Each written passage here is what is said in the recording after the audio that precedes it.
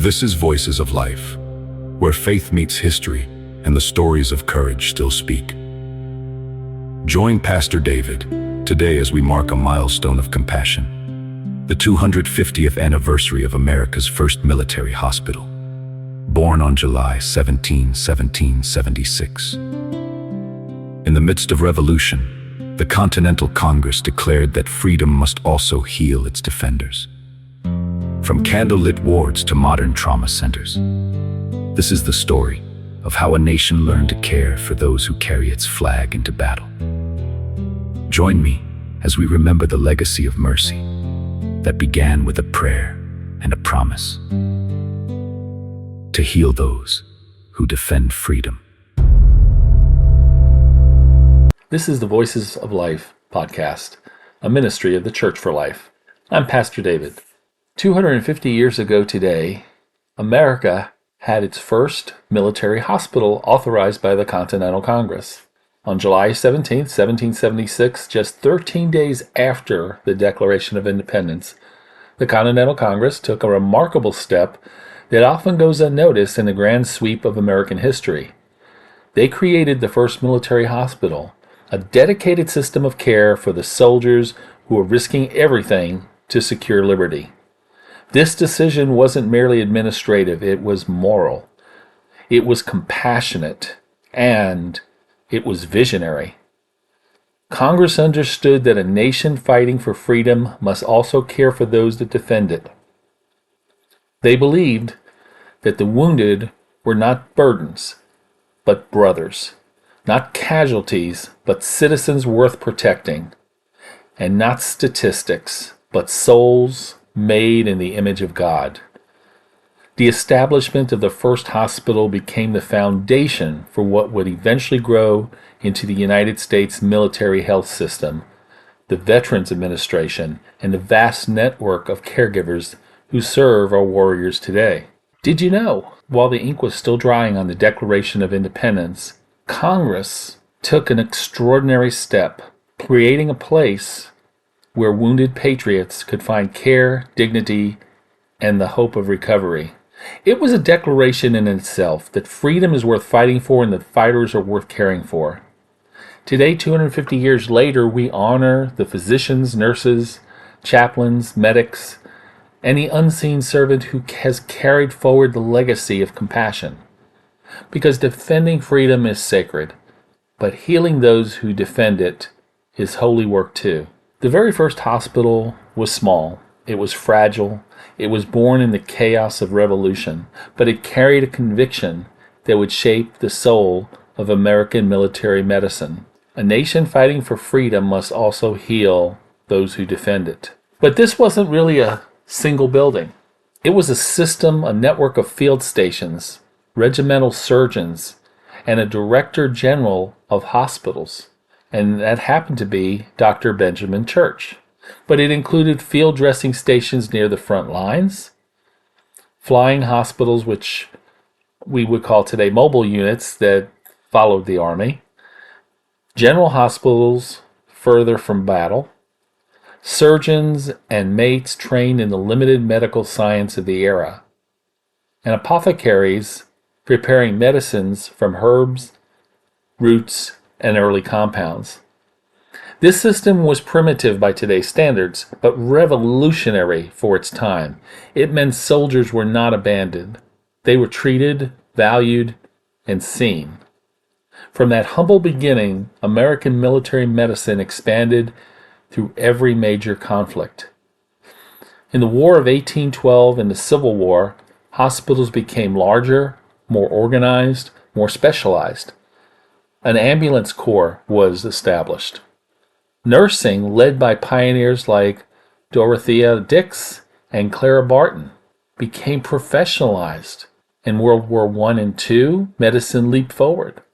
There were blood transfusions, x-rays, antibiotics, and surgical innovations that saved millions. The military built vast hospital networks at home and abroad. Into the Korean and Vietnam Wars, helicopter evacuation, which we call today medevac, revolutionized survival. Combat medics became highly trained lifesavers. Mobile Army Surgical Hospitals, MASH, brought advanced care close to the battlefield. And we'll talk about MASH again a little bit later. And then from Desert Storm to today, military hospitals now operate with trauma centers, reviving the best in the world. Telemedicine reaching remote bases. Prosthetics, rehabilitation technologies that restore independence. Mental health and spiritual care integrated into every treatment. Joint operations across Army, Navy, Air Force, and Marine Corps medical commands.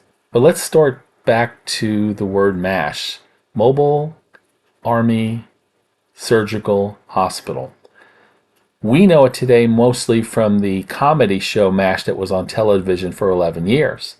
Soldiers know it that fought in wars because it was a lifeline if they got hurt. So did you know the medical center units that we now call, in today's world, combat support hospitals and Role 2 and Role 3 medical treatment facilities trace their roots back to the legendary MASH units of the Korean War. In 1950, when the Korean conflict erupted, the U.S. Army faced a brutal reality. Soldiers were being wounded far from traditional hospitals, and evacuation times were costing lives. The answer was revolutionary: the Mobile Army Surgical Hospital, or MASH. These units were small, fast, and astonishingly close to the front lines. Surgeons operated in canvas tents. Nurses worked under dim lights, with freezing winds blowing through the seams. Helicopters, still new to warfare, carried the wounded directly to these surgeons' hands. And because of the mobility, that courage and innovation, survival rates soared. MASH units became symbols of compassion in chaos, places where skill, speed, and heart saved thousands of lives. But medicine never stands still. Today, the descendants of those MASH units are far more advanced. The modern equivalents known as combat support hospitals, forward resuscitative surgical teams, and Role 2 and Role 3 medical treatment facilities. They operate with digital imaging, telemedicine, blood banks, trauma bays, and surgical suites that rival civilian hospitals. They can deploy by air, land, and sea. They can set up in hours, and they can save a life within minutes of injury anywhere in the world.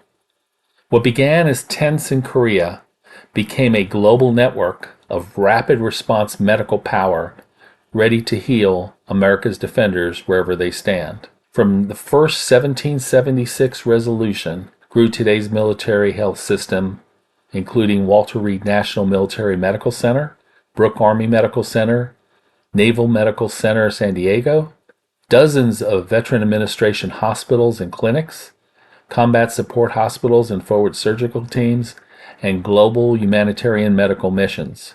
These institutions treat active duty service members, veterans, families, wounded warriors, those recovering from visible and invisible injuries. They carry forward the same conviction Congress held in 1776. Freedom must never forget its defenders. I hope you enjoyed listening to our Did You Know today about the first military hospital and how the Continental Congress was visionary in creating them 250 years ago today.